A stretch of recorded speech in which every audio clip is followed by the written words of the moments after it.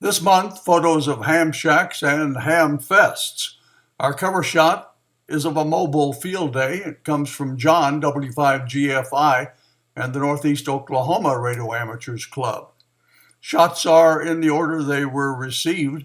Here's the shack of Adam, K5OCS. Dave, K3DCW, runs a K3P3 combo. His computer's a Mac Mini Quad i7 under the desk. Dave runs the popular website machamradio.com. Thomas Wayne, WB8N, sent us 2 shots from the Fair Winds Alternative Green Energy special event in early August. The 500 kilowatt turbine seen through the window supplied the power. The Cuyahoga Amateur Radio Society operators ran the station. 40-meter post-show net regular Kevin, KC7FPF, sent us this shot of his summer project, a rebuild of the console in his truck. The International Lighthouse and Lightship Weekend was a big event during August. Mike, VE3MIC, sent us in this shot of one of the active lighthouses. Here's the shack of Pete, W2NJU, in New Jersey. He has a Kenwood 2000, a Heil HM12 microphone, and a set of Heil ProSet 3 headphones. Here's Pete. Jim, W4WW, sent several shots of his shack.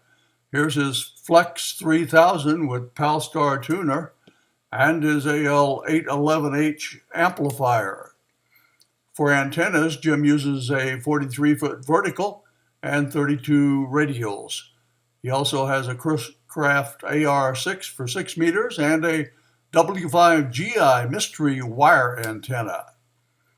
Here's the shack of Clayton, W4KVW. He just added the ICOM PW1. He also has an ICOM 756 Pro and an ICOM 746 Pro, as well as an ICOM 2820H. Here's a late night shot with the eerie glow of the multicolored LEDs at K0HYD. Ray, WA3PRR, in Brady's Bend, Pennsylvania, uses an IC7200 and 2 older Heathkit rigs. He has an HW8 and an HW101. He also uses the W5GI mystery antenna dipole, as well as a random wire. And he has a Gap Titan DX. He uses FL Digi software with his MacBook Pro. He operates mainly CW and has keys on the wall and straight keys on the shelf and a whole bunch of bugs on another shelf. Now let's visit the ham shack of Last Man Standing. John Amadeo, NN7JA, the producer of Last Man Standing, sent these photos of the setup at CBS Studio 9. That studio was the home of Seinfeld for 9 years. It's now the home of Last Man Standing.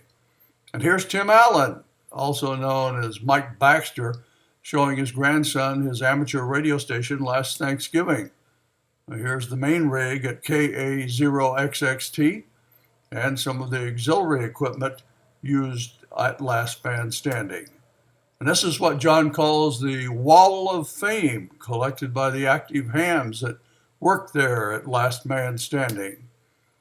Speaking of operating, the hams at Last Man Standing will be hosting K6H. Hollywood celebrates ham radio.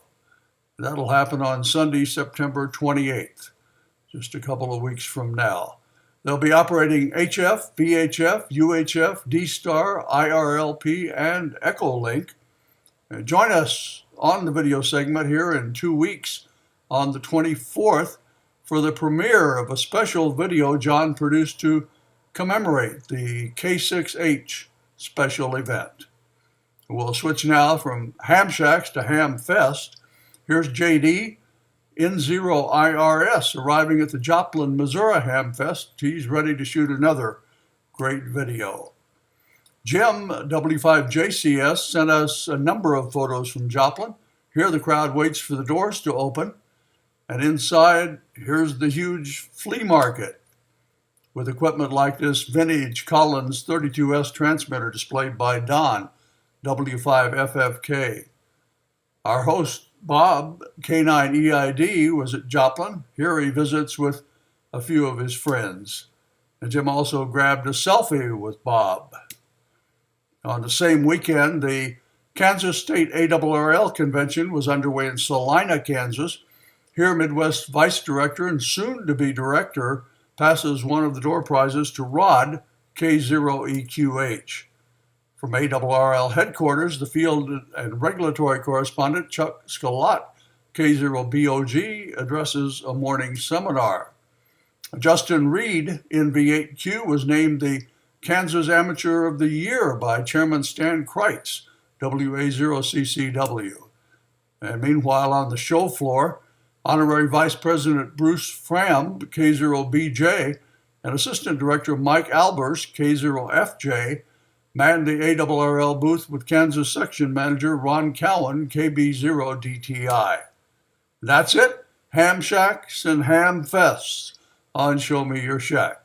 Make sure to send your shack photos to Ham Nation Videos at twit.tv. And please try to keep the camera in landscape mode, if you will. And look for another edition around October 6th.